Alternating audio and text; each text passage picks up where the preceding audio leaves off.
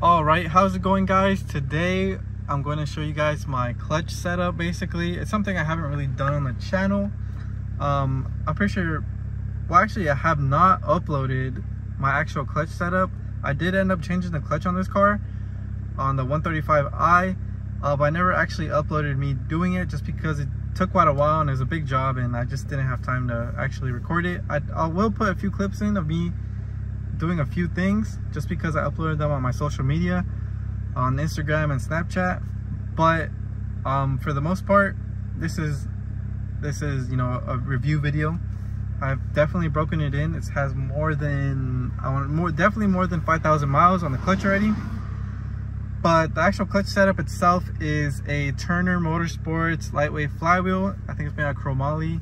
You could also get the M Sport one, I think, M Performance, I think it was. But I went with the Turner Motorsport one just because I saw on the description it was like 2 pounds lighter or something. But they're both steel flywheels. You could also go with the aluminum one, I think from Spec, but I heard those really rattle a lot. But I went with something in the middle, because for sure you can't go with the dual mass flywheel, because if you go with a dual mass flywheel, you can't go, I think, above 500-ish horsepower because you start getting some sort of misfire codes due to the flywheel. So you basically have to go with a lightweight flywheel, either it being steel or aluminum. I'm just going to show you guys how it sounds because a lot of people are curious about the rattle issue and how bad it is and if it's doable or drivable. So like I said, I have the lightweight flywheel with a stock 550i, or I think the 335is clutch. So the clutch pedal is honestly not that bad. It's pretty easy. It's easily drivable in traffic. It's slightly harder than the stock one that comes on the car, but it's definitely doable. Barely noticeable that you have a upgraded clutch basically. So right now we're gonna do a quick little walk around how it sounds right now with the current rattle at idle, stock idle actually.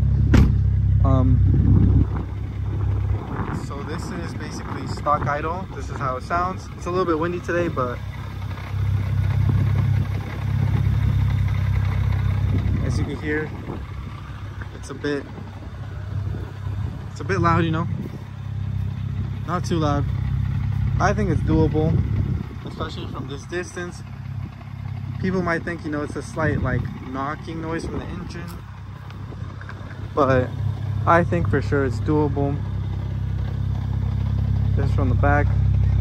Also, I was also straight piped before, and when I was straight piped, it was barely noticeable that I had a lightweight flywheel on there just because the noise of the straight pipe. But this Sport, what is this, Burke Sport muffler exhaust is pretty good. It's a good mid sporty sound. It's not too bad, not too loud. But anyway, like I said, that's how it sounds. Clutch in, noise goes away. Do you hear? Now we're gonna turn the loads on. AC on. Oh, it's already loud. And lights on.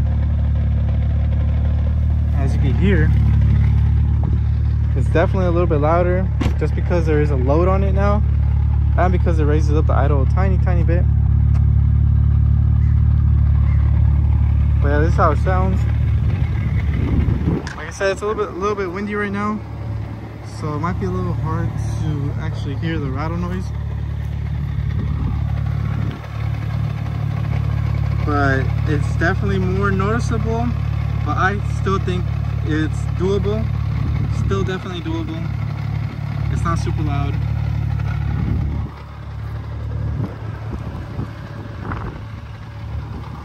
You mainly hear it on the sides, left or right side. You don't really hear it from the front or back.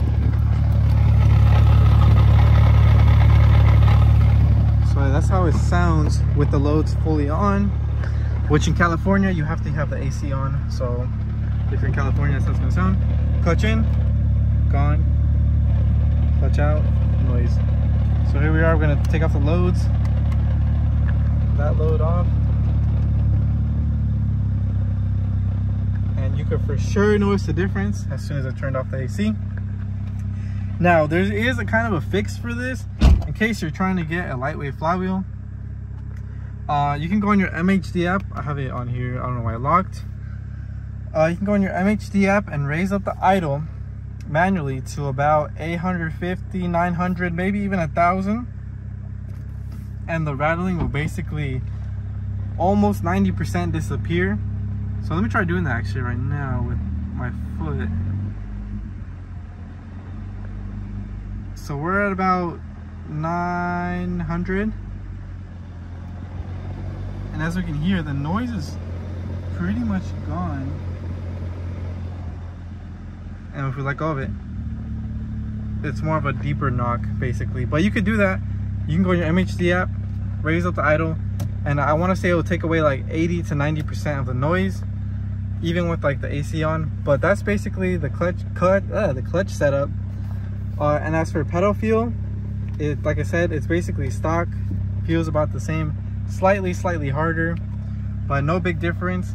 And then as for the actual performance, right now I've tried it on the E40 V5 map, which I think is the strongest map, or basically like the kill map they have on the MHD.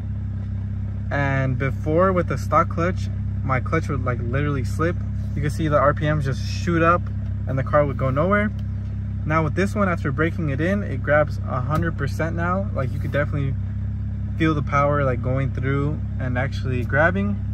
It could be just because it's new too, but I've heard that the clutch, this IS clutch, can do about 500-ish horsepower or torque, I guess. So if you're trying to push more than 600, definitely above 600, maybe this clutch won't really be for you. But because I want to stay around the 500-ish range, I think this clutch is enough, and it's also a lot cheaper than the spec. And on top of that, since I'm in LA, there's a lot of traffic. This clutch right here is easy to press in and out. No need to like really have a workout going with your leg. So yeah, it's very comfortable, not noticeable, very how do I say it? I guess you could say user friendly. And I would recommend this clutch if you're not trying to go full on out making a 700 horsepower BMW. If you're trying to stay around the 500-ish range, I would recommend this IS clutch. But yeah, that's basically the whole review of the clutch, the noise, performance, and things you could do. So yeah, thanks for watching, and until next time, see you guys.